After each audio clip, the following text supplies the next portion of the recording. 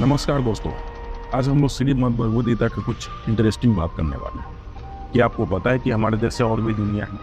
क्या आपको ये पता है कि आप नकली दुनिया में जी रहे हैं? क्या आपको ये पता है कि भगवद गीता में लिखी गई बात कितना सच नहीं? तो आइए जानते हैं। Now I am become death, the destroyer of worlds.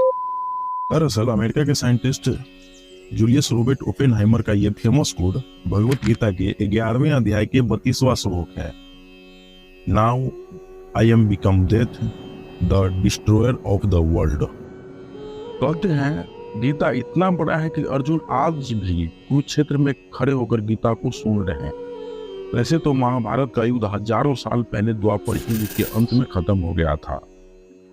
1957 में फिजिक्स के जानकार ह्यूज एवर्ट ने पहली बार अल्टरनेट रियलिटी और मल्टीपल यूनिवर्स की बात की थी। इसका मतलब यह है कि बहुत सारी दुनिया और उसके सच्चाई। तभी से साइंटिस्ट की दुनिया में मल्टीपल यूनिवर्स को थ्योरी को बढ़ावा मिलने लगा। पर भगवत गीता के कुछ अध्याय में इसकी पहले से ही चर्चा हो चुकी है। भगवत गीता के 11वें अध्याय में श्री कृष्ण अर्जुन को बताते हैं कि ये पूरा विश्व और उसमें बसने वाले सारे ब्रह्मांड मेरे अस्तित्व का एक छोटा सा हिस्सा है। समझिएगा दोस्तों, एक छोटा सा हिस्सा।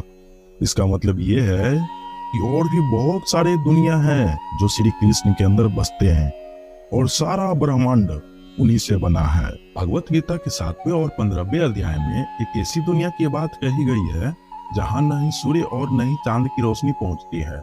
वहाँ जो भी रोशनी है वो परमात्मा के तेजस्वी रूप का है और वहाँ श्री कृष्ण जी की आत्मा वास करते हैं। ये सिर्फ आत्मा की नहीं बल्कि एक अलग दुनिया की बात होती है, जिसको हम लोग सिमुलेशन थ्योरी के माध्यम से समझेंगे।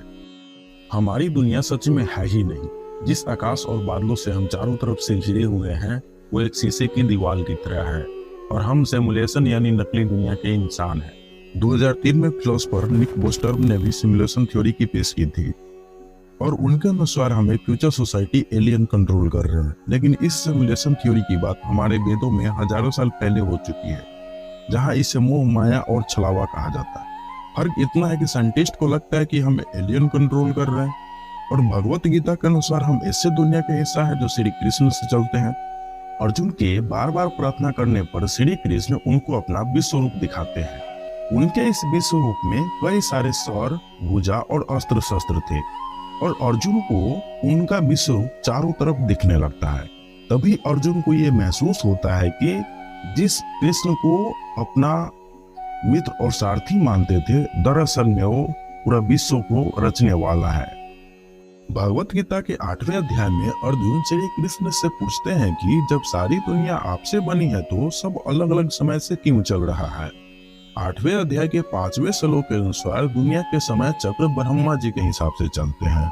भगवत पुराण में कहा गया है कि हर दुनिया में अलग अलग ब्रह्म लोग और अपने दुनिया के समय चक्र को चलाते हैं और ये सभी समय एक दूसरे से अलग हैं।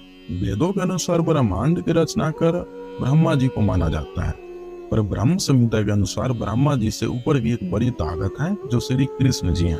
1960 में एक अमेरिकन साइकिलिस्ट डॉक्टर इन स्टीवेंसन जब पूर्ण जन्म के बारे में डिटेल स्टडी किया तो उन्हें 3000 से ज्यादा केसेस देखने को मिला। भगवत गीता के 8वें अध्याय में पूर्ण जन्म को काफी विस्तार से बताया गया है। श्री कृष्ण अर्जुन को बताते हैं कि हमारा शरीर खत्म हो जाता है और हमारी आत्मा हमेशा अमर रहती है। भगवत गीता के अनुसार इंसान की जो बातें मृत्यु के समय तक याद रहता है, वही बातें आत्मा दूसरे शरीर में जाकर करने लगता है। इसी को पूर्ण जन्म माना जाता है। भगवत गीता के अनुसार जन्म और मृत्यु एक ऐसा सच है जो कभी खत्म नहीं हो सकता, जिससे आत्मा बार बार गुजरती है। पर क्या साइंटिस्ट आत्मा को मानते हैं? डॉक्टर विल्डर पेनफील्ड ने अपनी किताब the mystery of the mind में एक ऐसा ही एक्सपेरिमेंट के बारे में बताया है, जिसमें वो आत्मा को प्रूव करना चाहते थे, जिसमें उनको यह पता चला कि असल जिंदगी में हमारे दिमाग को आत्मा ऑपरेट करते हैं। भगवत गीता में योग और मेडिटेशन यानी ध्यान के बारे में बताया गया है। क्या आपको लगता है कि योग और मेडिटेशन से हम क्राइम भी खत्म कर सकते हैं? साल 1993 में अमेरिका के वाशिंगटन डीसी का एक छोटा शहर जुल्म और बुराई से पीड़ित था।